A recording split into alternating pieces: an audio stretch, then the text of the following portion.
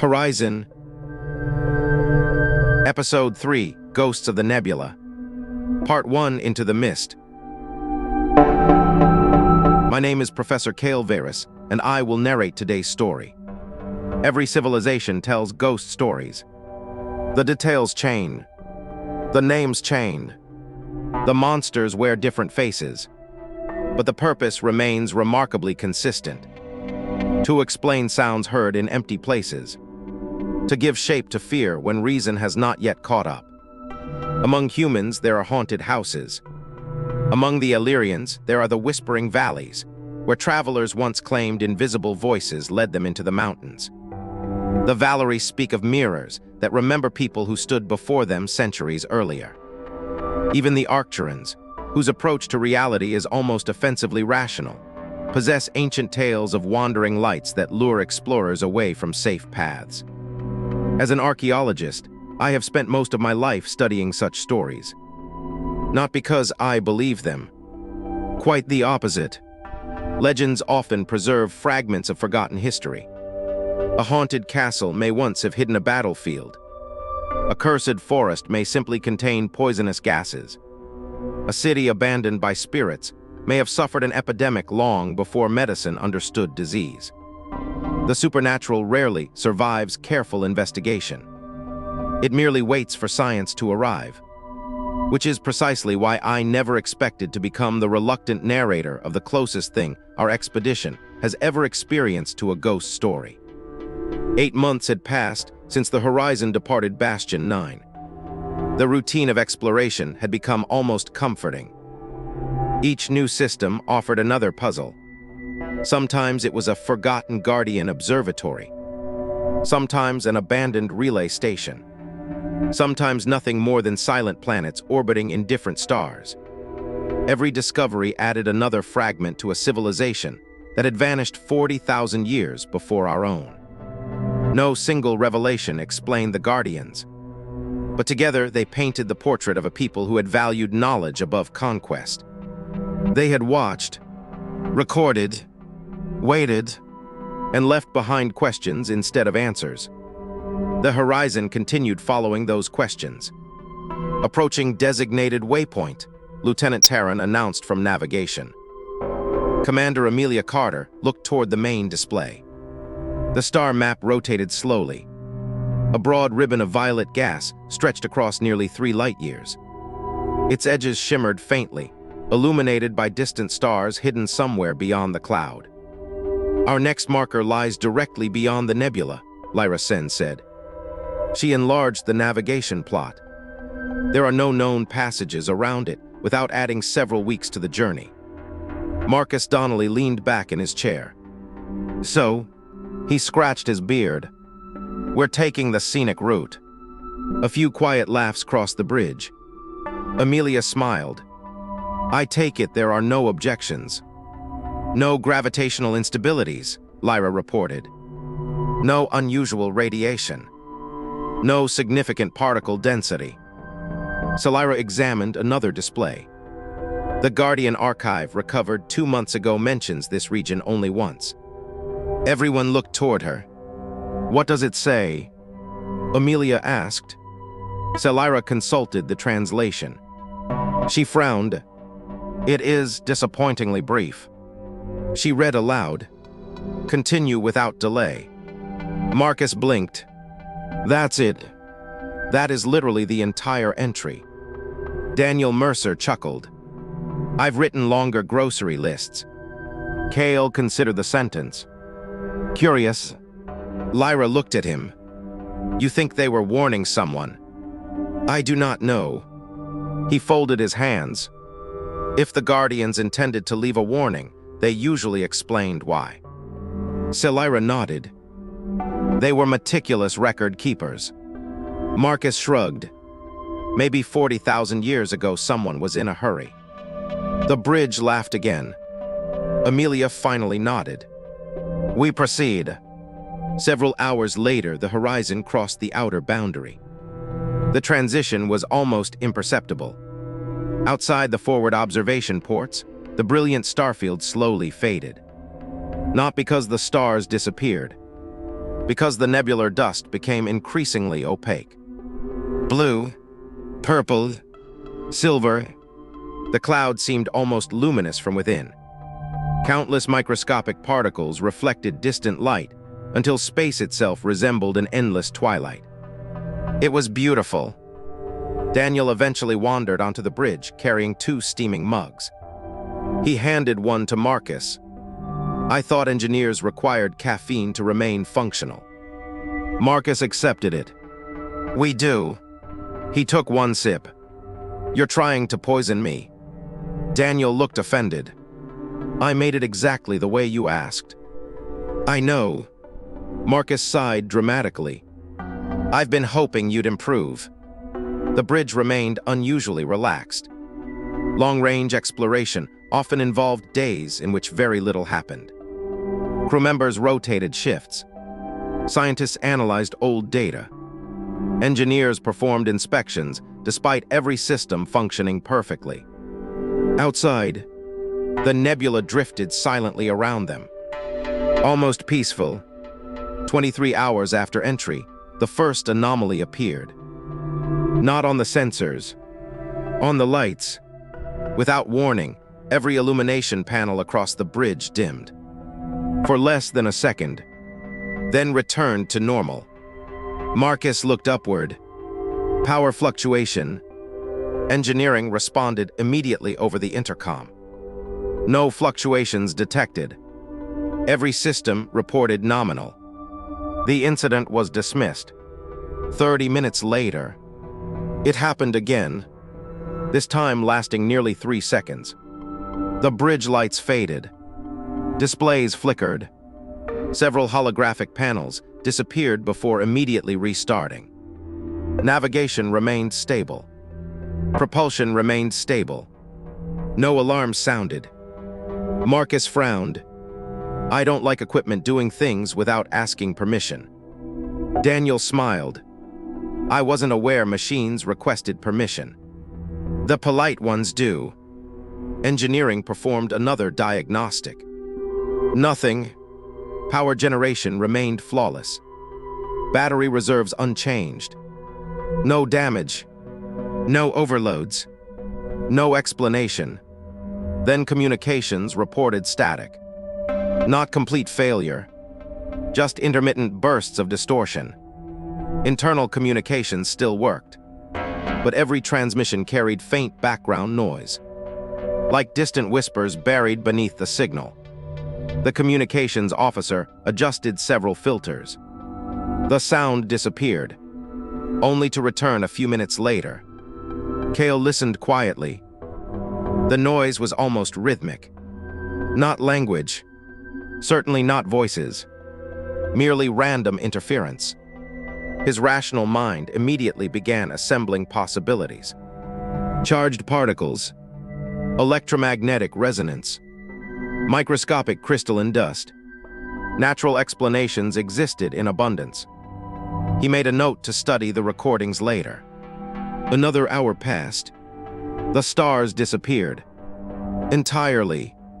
Every external camera now showed only shifting curtains of pale violet light. The horizon might have been drifting through an endless ocean of illuminated fog. Without navigation computers, no one could have guessed where up or forward remained. Marcus stared at the forward display. I don't like this. Lyra raised an eyebrow. The diagnostics still indicate we're maintaining course within 2 centimeters. I know. Marcus folded his arms. I just prefer seeing where we're going. Daniel smiled. I thought engineers trusted instruments. I do. Marcus answered. I just trust Windows more. No one realized it then. But somewhere between the fading stars, the silent static, and the endless violet mist, the atmosphere aboard the horizon had begun to change. Not dramatically. Not enough for anyone to notice. Just enough for conversations to become slightly shorter. Smiles slightly rarer. Silences a little longer than before. And beyond the hull, hidden somewhere within the immeasurable depths of the nebula, Something vast seemed to move. Or perhaps it was only another trick of the light. Nobody could yet be certain. Part 2: Shadows in the Fog. There is an interesting phenomenon observed in archaeology. When one member of an excavation team believes a site is cursed, soon everyone begins hearing strange sounds. A loose stone becomes footsteps. The wind becomes whispers. A shadow becomes a person. The site itself has not changed, only the expectations of those observing it. Psychologists call it suggestion. Archaeologists simply call it Tuesday. Unfortunately, the Horizon was about to demonstrate that even experienced scientists are not immune to it. The engineering report arrived first. No failures, no damaged circuits, no fluctuations in the fusion reactors. Every redundant system agreed with every primary system. The ship, according to every diagnostic ever designed, was operating perfectly. Marcus Donnelly read the report twice, then looked at the ceiling. "I don't believe a word of it." Daniel raised an eyebrow. "You don't believe your own engineers?" "I trained most of them." Marcus shrugged. "They're good." He looked around the bridge. But something is definitely wrong. Commander Carter ordered routine inspections throughout the vessel. Not because anyone believed the Horizon was in danger. Simply because uncertainty had become uncomfortable. Teams dispersed through the ship. Engineering, medical, environmental control, sensor maintenance. Every report returned exactly the same conclusion. Everything worked. Everything, except nothing felt quite right. Kael noticed it during lunch. The central dining hall was unusually quiet. Not silent, simply subdued. Conversations ended sooner. Laughter never quite spread from one table to another. People looked over their shoulders more often than usual. No one seemed able to explain why. Marcus entered carrying his tray. He stopped halfway across the room. Did somebody move the coffee machine? Several heads turned. Daniel looked toward the beverage dispenser. "It's been there since we launched." Marcus frowned. "I could have sworn it was over there." He pointed toward the opposite wall. Daniel smiled. "I think you've been working too much." Marcus scratched his head. "Maybe." He walked toward the dispenser. Halfway there, he stopped again. Actually, he looked genuinely confused. "Forget it." Kael observed the exchange with mild curiosity. Spatial disorientation. Not uncommon, especially after days without an external visual horizon. He made another mental note. Later that afternoon, the first ghost appeared. It began with Ensign Ruiz, a young human astrophysicist. She contacted security. "I think someone is standing outside Laboratory 3. Security checked immediately. The corridor was empty. Ruiz apologized repeatedly. She insisted she had only looked away for a second. When she looked back, a woman had been standing at the end of the corridor, perfectly still, wearing a long white dress, her face hidden by dark hair. Security reviewed the recordings. Nothing. The corridor had remained empty the entire time. Ruiz blamed fatigue. Everyone agreed. For approximately 27 minutes. Then an Arcturian technician reported seeing something, not a woman, not remotely humanoid. According to his statement, a large six-legged animal had crossed an access corridor before disappearing into a maintenance shaft. Security searched again. Nothing. No footprints. No heat signature. No biological traces. Marcus listened to the report, then quietly asked, "6 legs?" The technician nodded. Marcus sighed. "Well, at least your hallucination is original." By evening, the stories had multiplied. Someone claimed to hear laughter echoing through an empty cargo bay. Someone else insisted a toolbox had moved by itself. A navigation officer reported seeing a child running around a corner. When he followed, there was no one there. One engineer became convinced that someone kept knocking on an inspection hatch from inside the wall. Marcus personally opened the compartment. It contained nothing except coolant pipes. He knocked once. Silence. He closed the hatch. 3 seconds later, knock. Marcus froze. He opened it again. Nothing. Daniel happened to be passing through the corridor. So, Marcus looked at him. I know exactly what caused that. Daniel waited. Marcus thought for a moment. As soon as I invent a theory, I'll tell you. The story spread through 3 decks before dinner. By midnight, half the crew had heard about the mysterious hatch. By morning, it had become the haunted compartment. Marcus spent the next hour explaining that he had never used the word haunted. No one believed him. Professor Kael, meanwhile, was collecting reports. Not because he believed any of them. Quite the opposite. He noticed something fascinating. No 2 witnesses described the same phenomenon. Humans tended to report familiar figures. Other species described creatures from their own folklore. Even among humans, descriptions rarely matched. There was no consistency, no shared image, no objective pattern, only subjective expectation. That observation strengthened Kael's confidence.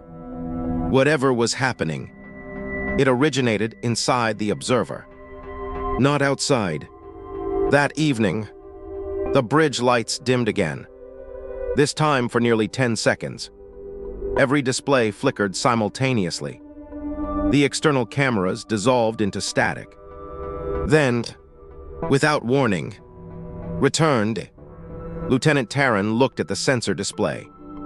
I've lost external telemetry. Lyra turned immediately. For how long? 3 seconds. And now, it has returned. She frowned. Strange. Marcus crossed his arms. I officially dislike this nebula. Daniel smiled. You disliked it yesterday.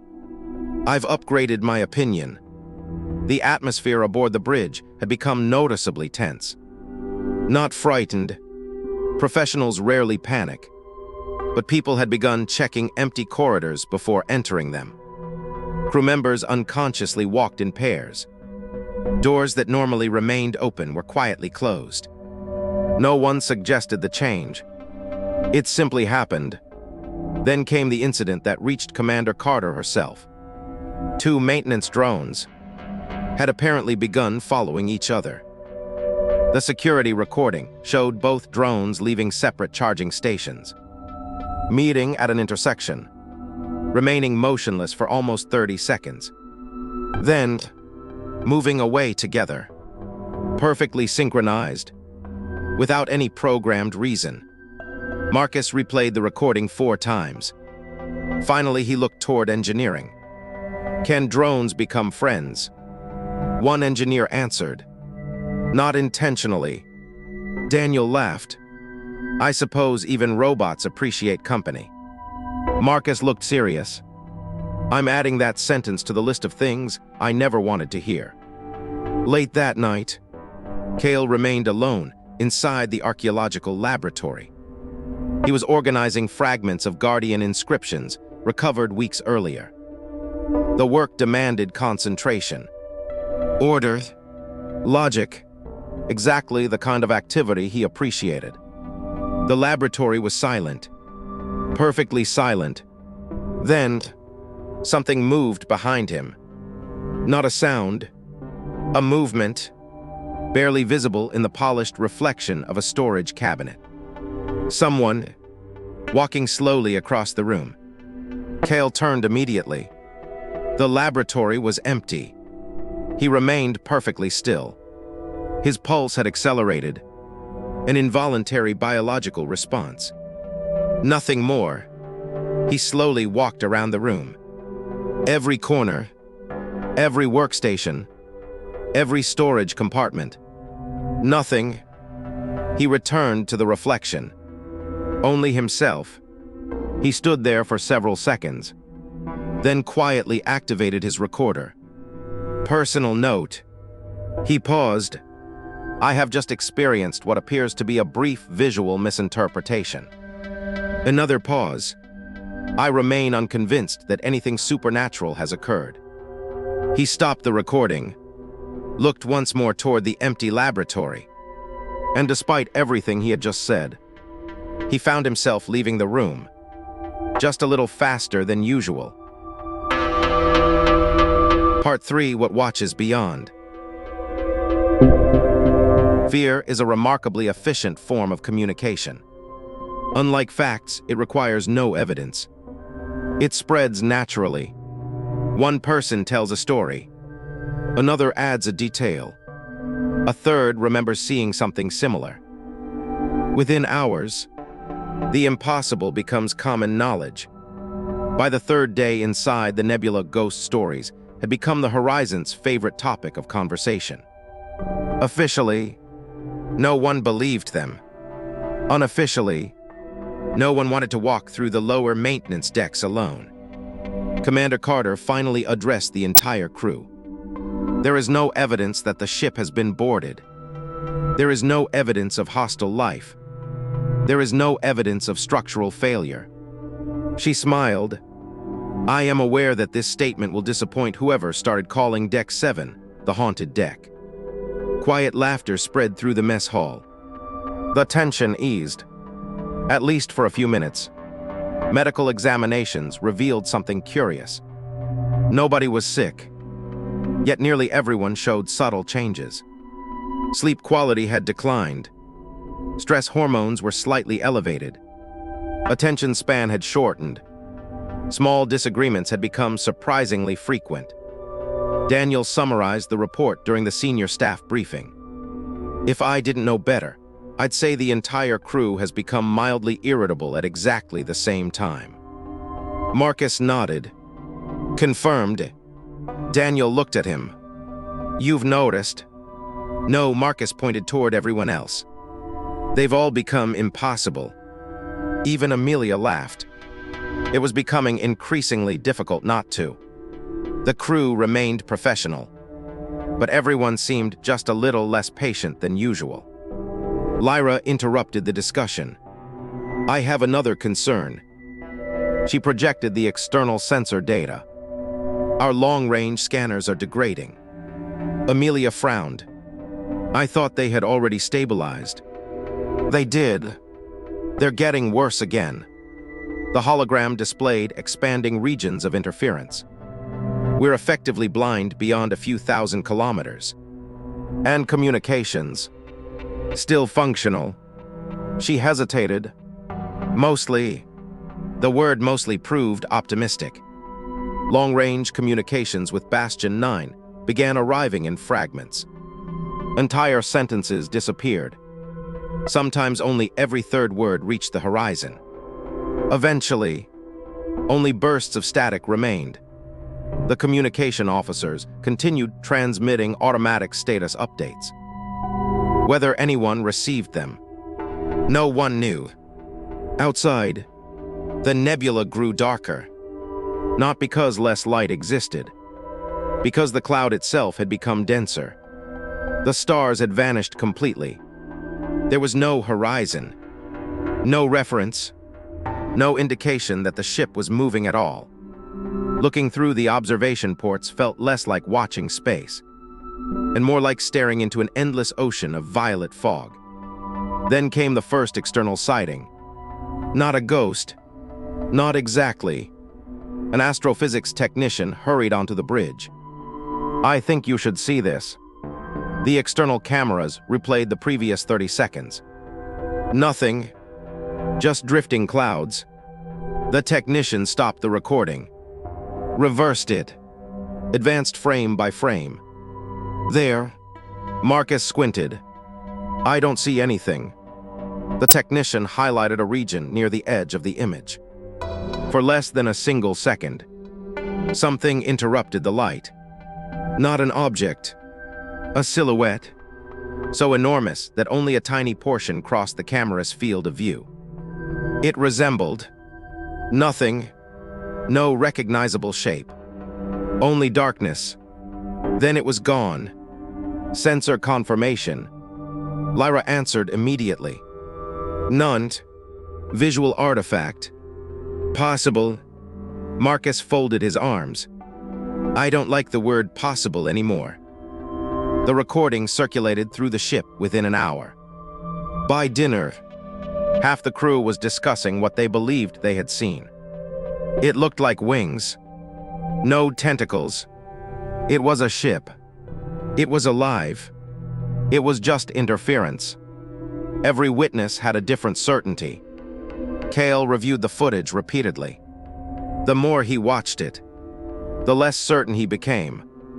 Not because it proved anything, but because it proved almost nothing. There simply was not enough information, which in his experience was precisely the kind of evidence from which myths were born.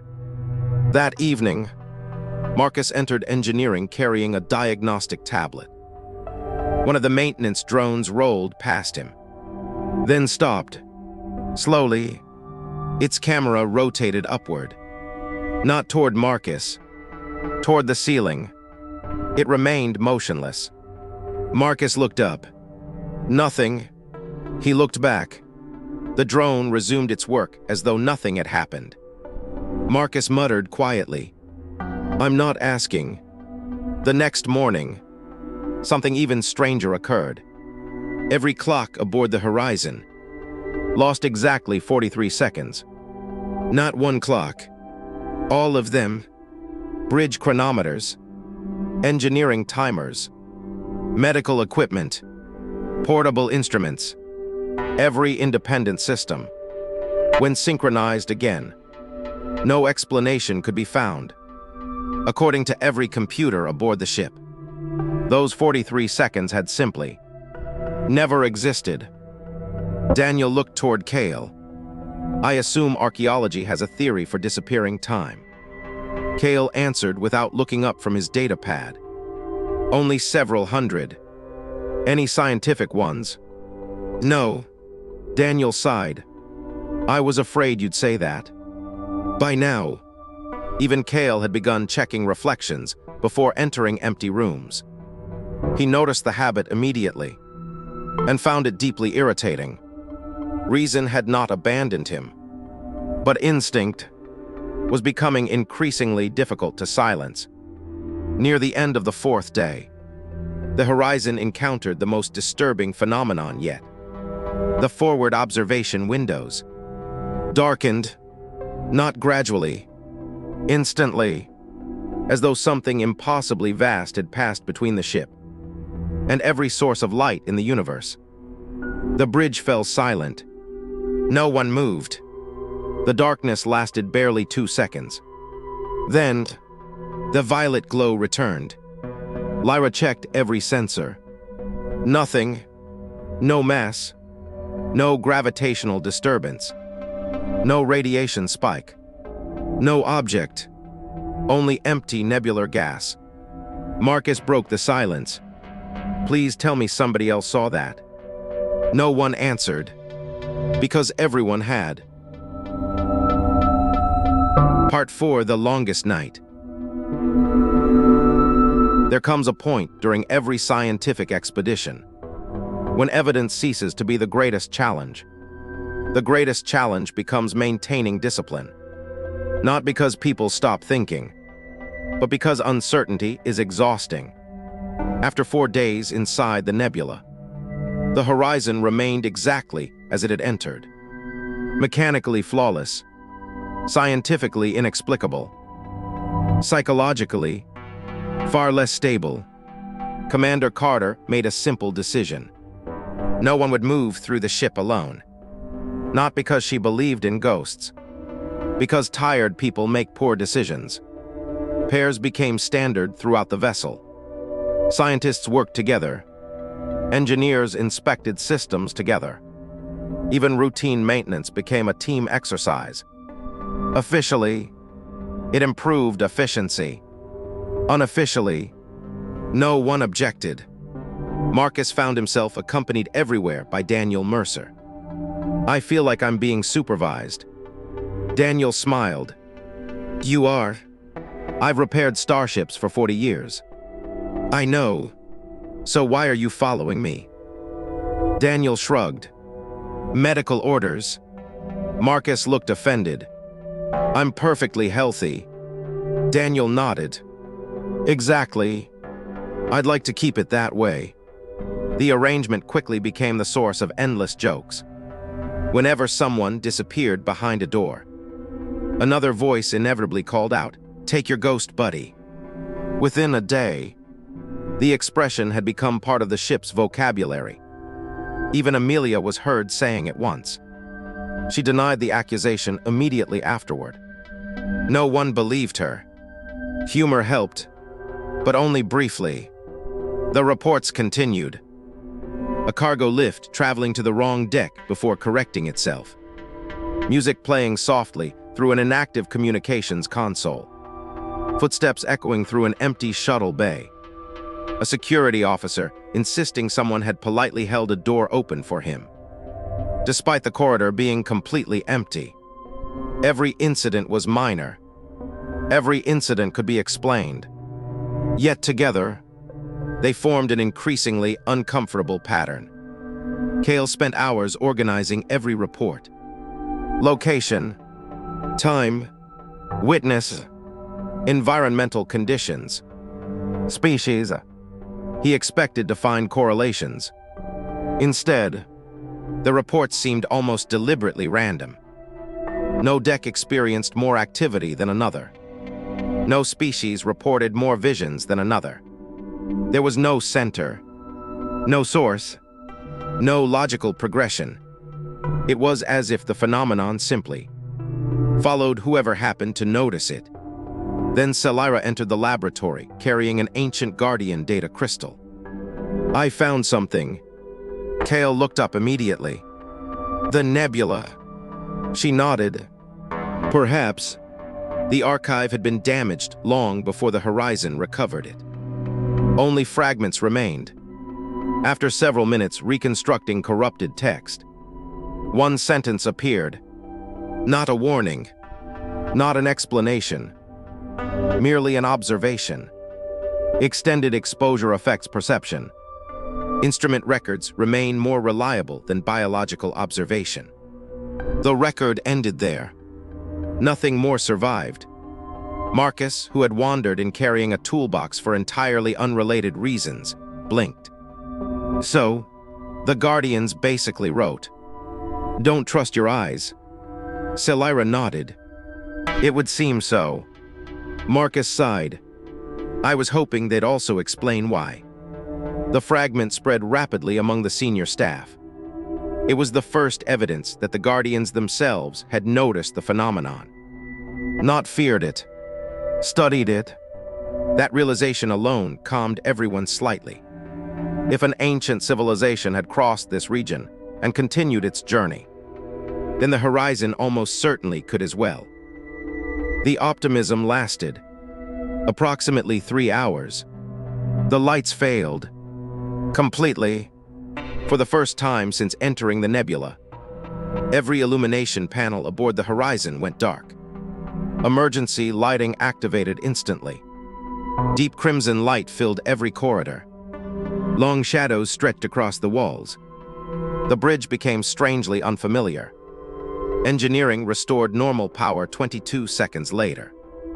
No fault was found. Again, Marcus looked around. "I officially resign." Amelia smiled. "I don't believe that's allowed." "I know. I checked." The bridge laughed, perhaps a little louder than the joke deserved. Later, Kael left the bridge intending to return to his laboratory. The corridor was empty, perfectly quiet. His footsteps echoed softly. Halfway there, he noticed another set of footsteps. exactly matching his own rhythm. He stopped. The sound stopped. He continued walking. The second footsteps returned. One pace behind him. Measured. Calm. He turned immediately. No one. The corridor remained empty from one end to the other. Kael stood motionless, then deliberately resumed walking. This time, only his own footsteps echoed. He reached the laboratory, closed the door, looked at the floor for several seconds, then activated his recorder. Observation. A pause. The phenomenon has become increasingly capable of exploiting expectation. Another pause. I remain confident that this is an environmental effect. He hesitated. I also intend to avoid walking alone for the remainder of our transit. He stopped recording, purely as a precaution. Meanwhile, on the bridge, Lyra suddenly froze. The forward sensors had detected movement. Not an object. Movement. Something crossing ahead of the horizon. Too large to resolve. Too diffuse to classify. For nearly 15 seconds, a darker region drifted slowly through the nebula. The cameras attempted automatic enhancement. Every algorithm produced a different result. One suggested a cloud. Another suggested ionized plasma. A third failed completely. Marcus stared at the screen. I don't suppose anyone wants to go outside and have a closer look. No one answered. Marcus nodded. Didn't think so. Then, without warning, the shadow changed direction, not with the motion expected from drifting gas. It turned, slowly, as though responding to something. The bridge fell completely silent. Every sensor locked onto the anomaly. For 6 seconds, the impossible silhouette remained visible. Then, it dissolved into the surrounding mist. Every instrument returned to normal. No residual trace remained. Lyra whispered quietly, I have absolutely no idea what that was. For the first time since entering the nebula, Kael found that he had no rational response ready. And that realization disturbed him far more than any ghost story ever could. Part 5, At the Edge of Reason. Scientists rarely speak about certainty. Contrary to popular belief, science is not built upon certainty. It is built upon doubt. We question our theories. We question our instruments. Most importantly, we question ourselves. Until our journey through the nebula, I had always considered that a strength. I now realize there are circumstances in which doubting one's own senses becomes profoundly unsettling. By the 6th day, I had personally witnessed enough unexplained events to abandon one comforting assumption. Not that ghosts existed, but that I could trust everything I saw. That realization was considerably less reassuring. I had seen movement in empty rooms, heard footsteps where no one walked. Twice I had turned towards someone calling my name, only to discover I had been completely alone. Every incident could still be explained, yet explanations became increasingly difficult to formulate before the next one arrived. The crew had changed, not dramatically, almost imperceptibly. People spoke more softly. Laughter ended sooner. Meals became shorter. Even Marcus, who had spent the previous week making jokes about haunted maintenance drones, had become noticeably quieter. Daniel eventually found him sitting alone in engineering. No tools, no diagnostics, simply watching one of the reactor status displays. Daniel sat beside him. You've been staring at that screen for 5 minutes. Marcus nodded. I know. What are you looking at? Marcus remained silent for a moment. I wanted to make sure it wasn't staring back. Daniel looked at him. then burst into laughter. Marcus joined him. Neither admitted how relieved they both felt to laugh again. Commander Carter ordered one final course verification. Navigation confirmed the answer everyone wanted. We have maintained heading continuously since entering the nebula. No deviation. Less than 1/10 of a degree. Estimated time to the boundary. Approximately 4 hours. For the first time in days. The bridge relaxed. There was, quite literally, light at the end of the tunnel. Then, the sensors failed completely. Every external display dissolved into static. Every long-range scanner went offline. Every optical camera displayed only shifting darkness. The horizon continued moving. Blind. Emergency procedures began immediately. Navigation switched entirely to inertial guidance. Engineering isolated non-essential systems. Medical prepared for possible radiation exposure. No one panicked. Years on the frontier had taught this crew that calm solved more problems than fear. And then, the knocking returned. Not from a single compartment. From everywhere. Soft, irregular, almost polite. One knock. Silence. Another. Somewhere else. Another. Farther away. No rhythm. No patterns. The entire ship seemed to answer itself. Security teams searched deck after deck. Every corridor. Every storage bay. Every maintenance shaft. Nothing. Daniel listened for several minutes. Then quietly said, "I know this is going to sound ridiculous." Marcus interrupted. "Don't." "Why?" "Because if you say you're hearing ghosts." Daniel shook his head. "I was going to say it sounds like thermal expansion." Marcus thought about it. "That's actually much better."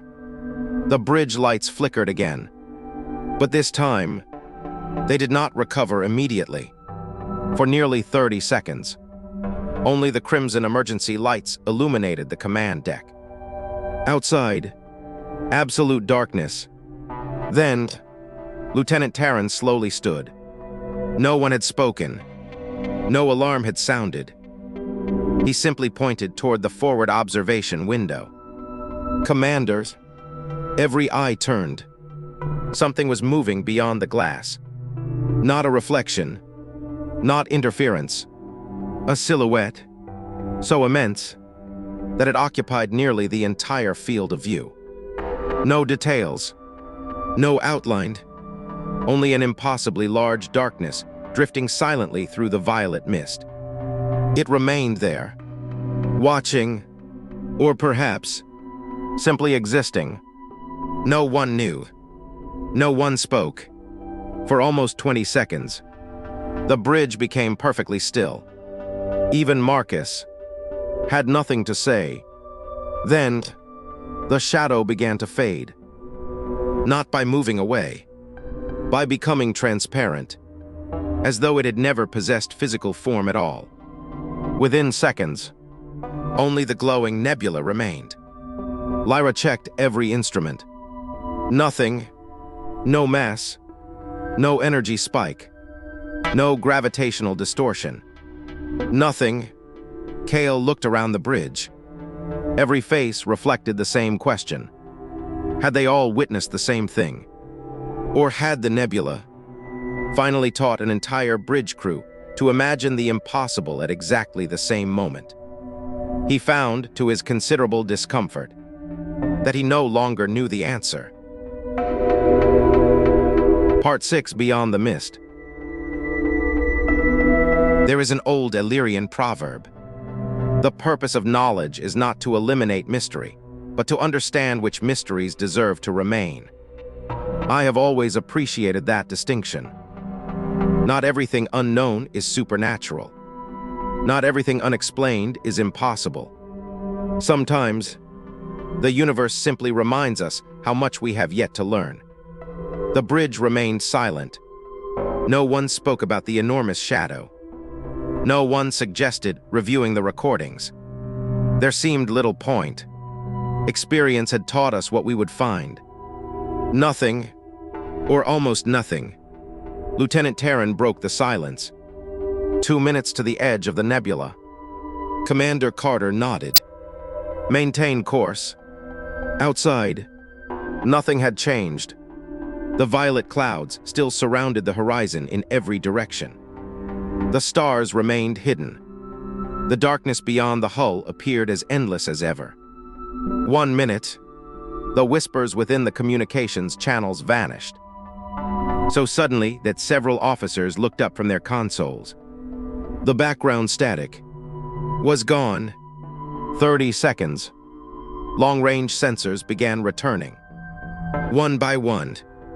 Navigation, deep space radar, gravitational mapping, electromagnetic receivers. Each system reappeared exactly as if someone had quietly switched it back on. 15 seconds. The bridge lights stopped flickering. Engineering reported every subsystem operating normally. For the first time in nearly a week, not a single anomaly remained. Then, without warning, the horizon emerged from the nebula. The stars returned, thousands of them. Brilliant, sharp, steady. Several members of the bridge instinctively smiled. No one had realized how deeply they missed them. The darkness that had surrounded the ship for 6 days disappeared instantly, replaced once again by the familiar geometry of the galaxy. Marcus looked through the forward window and exhaled slowly. I never thought I'd be so happy to see empty space. Daniel nodded. Funny, I was just thinking exactly the same thing. A complete diagnostic began immediately. Every recording, every sensor log, every medical record, every engineering report. The Horizon spent the next 18 hours doing something explorers rarely enjoy. Paperwork. The results were fascinating. Daniel Mercer presented his conclusions to the senior staff. I believe we experienced prolonged exposure to an extremely unusual neuroelectromagnetic environment. The room remained quiet. He continued. The nebula appears to generate low-frequency electromagnetic oscillations, combined with charged particulate matter and fluctuating gravitational microgradients. Marcus smiled. I understood at least 3 of those words. Daniel ignored him. The human brain. He glanced toward the other physicians. And apparently the brains of several other known species depend upon delicate electrical activity. If those patterns are subtly disturbed, he displayed several neurological scans. The result is altered perception, mild hallucinations, auditory distortions, increased anxiety, reduced emotional regulation, heightened suggestibility. Lyra nodded slowly. That would explain why everyone experienced something different. Exactly. Daniel changed the display. No consistent hallucination. No shared visual template. Each brain filled the gaps using its own memories, expectations, and cultural symbols. Kael found himself nodding. It was elegant. It explained nearly everything. Marcus raised one finger. One question. Daniel smiled. I was expecting that. The giant shadows. Were they hallucinations too? Silence settled over the room. Daniel considered the question carefully. I don't know. Marcus blinked. You don't? Daniel shook his head. I can explain the neurological effects. I can explain the behavioral changes. I can explain the sleep disturbances. He looked toward the external recordings. But those shadows... He paused. The cameras recorded brief fluctuations in luminosity. Not enough information exists to determine whether they were optical effects inside the nebula, or something else entirely. No one spoke for several seconds. Finally, Lyra closed the discussion. Whatever they were, they remained outside. They never approached the ship. They never interfered with our course. And they disappeared the moment we exited the cloud. Commander Carter nodded. Then our conclusion remains unchanged. She smiled gently. The Horizon encountered an unusual natural phenomenon. Marcus leaned back. That's a very boring official report. Amelia smiled. Official reports usually are. Several days later, life aboard the Horizon had almost completely returned to normal. The haunted deck was no longer haunted. The maintenance drones resumed behaving like ordinary machines. No mysterious footsteps echoed through empty corridors. Even Marcus admitted that the coffee machine had probably never moved. Although, he still insisted the coffee itself had become worse. Daniel continued denying all responsibility. As for me, I reviewed every report one final time. Every witness statement, every medical scan, every sensor recording. Together, they formed a remarkably coherent explanation. Not a perfect one. Science rarely offers perfection. Only the best explanation supported by the available evidence. I remain convinced. We did not encounter ghosts. And yet, when I now hear an old legend about haunted valleys, or abandoned ruins, or mysterious lights beyond the edge of civilization, I find myself dismissing those stories, just a little less quickly than before. Not because I believe them, but because I have learned something rather valuable. The universe does not need ghosts to be capable of frightening us. Far behind the horizon, the great nebula drifted silently between the stars. Beautiful, ancient, unconcerned, countless expeditions had probably crossed it over the millennia. Countless others would do so again. Some would tell stories of strange lights. Others would speak of whispers. Some would insist they had seen impossible shapes moving through the mist. Most would eventually conclude that fatigue and radiation had deceived them. Perhaps they would all be correct. Perhaps not entirely. The nebula offered no answers. It never had. It simply allowed each traveler to leave with the story they were prepared to believe. And the Horizon continued toward the next question left behind by the Guardians. Because beyond every mystery solved, there was always another waiting among the stars. End of Episode 3.